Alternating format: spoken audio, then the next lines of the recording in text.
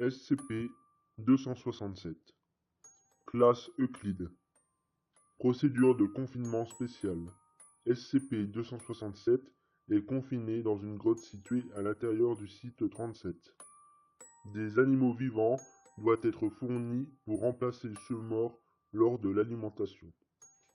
Du bétail est élevé sur le site à cette fin.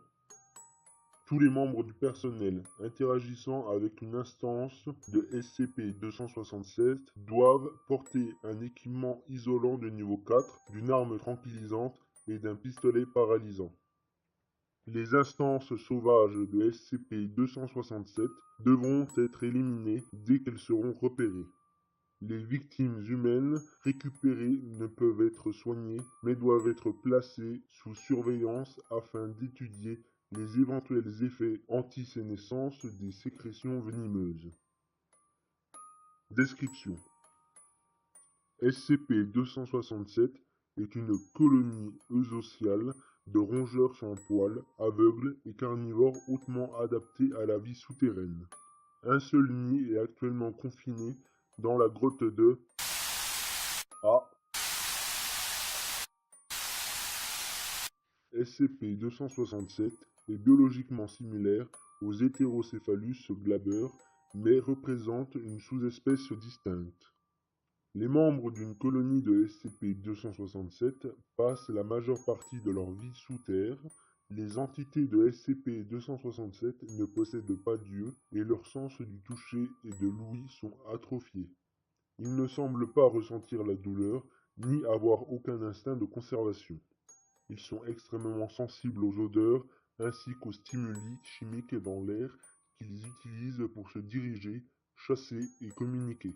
Contrairement aux arthropodes eusociaux, il n'y a pas de reine.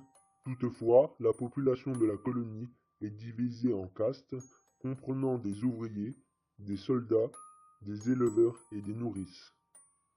Bien que SCP-267 possède des dents et des griffes aiguisées, son arme principale est son venin.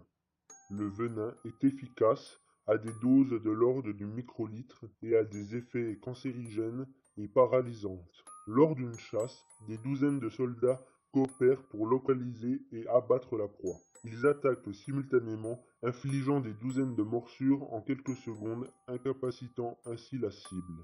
Ensuite, ils les ramènent, conscients mais immobiles, à leur colonie. Une fois dans la colonie, des essaims de SCP-267 de la caste ouvrière transportent la proie à l'intérieur.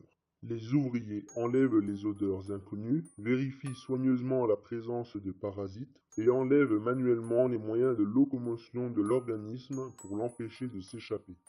À ce stade, les tissus directement touchés par le venin commencent à montrer des divisions cellulaires anormales. 24 heures plus tard, des masses de tissus non identifiés sont visibles aux endroits où les instances de SCP-267 ont mordu. Les tumeurs apparaissent spontanément mais semblent cibler les tissus adipeux et cutanés, les organes vitaux étant moins susceptibles d'être menacés.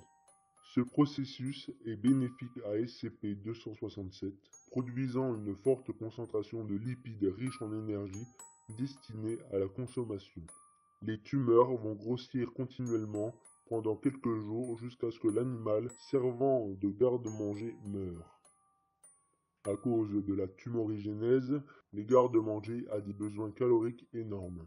Les ouvriers mâchent de la pulpe de résine et la régurgitent pour nourrir le garde-manger. Il semble qu'ils puissent faire la différence entre les tissus cancéreux et les tissus en bonne santé par leur odeur et enlever les tumeurs pour les consommer une fois que celles-ci ont mûri à la taille désirée. Les ouvriers ont été observés léchant et soignant l'animal servant de garde-manger pour le garder propre et en bonne santé. L'animal servant de garde-manger peut rester en vie de 12 semaines jusqu'à ans, selon l'espèce, en nourrissant toute la colonie. Les excursions à la surface de SCP-267 sont espacées de plusieurs mois. Les membres de SCP-267 défendent farouchement leur territoire et réagissent violemment à toute intrusion dans leur grotte. Avec une quantité de nourriture suffisante, ils peuvent se reproduire rapidement ce qui est devenu une menace depuis que leur prédateur principal s'est éteint. Addendum 267-1. Des os humains ont été découverts dans plusieurs zones de déchets dans la grotte, datant de plusieurs milliers d'années. À cause de la difficulté d'action dans le nid, une étude approfondie de ces restes est infaisable. 19 mois après que le premier confinement ait été établi, le garde-manger A-26 s'est révélé être un être humain, possiblement qui avait disparu avec ses parents pendant un voyage en famille en 1900 à l'âge de ans. La disparition des membres combinée à la croissance des tumeurs omniprésentes ont retardé l'identification initiale. Les tests génétiques correspondent à de l'ADN humain ayant subi de profondes mutations délétères. Les tentatives d'entretien avec le sujet, SCP-267-A26, ont uniquement révélé que sa capacité à parler s'est atrophiée au cours de son emprisonnement. Addendum 267-2. SCP-267 montre une préférence à choisir des êtres humains plutôt que d'autres mammifères en tant que garde-manger. Ceci est probablement dû à la longue durée de vie des humains ainsi que leur métabolisme rapide comparé aux autres proies. Les sujets humains produisent 33% de matière cancéreuse supplémentaire en un mois comparé à un cochon de la même taille et peuvent être gardés en vie comme animal faisant office de garde-manger jusqu'à l'expiration de leur espérance de vie. Ces observations ont permis d'expliquer les preuves médico-légales et anthropologiques de prédation sur l'homme avant même que l'intrusion dans leur territoire ne la rende inévitable. Note en bas de page.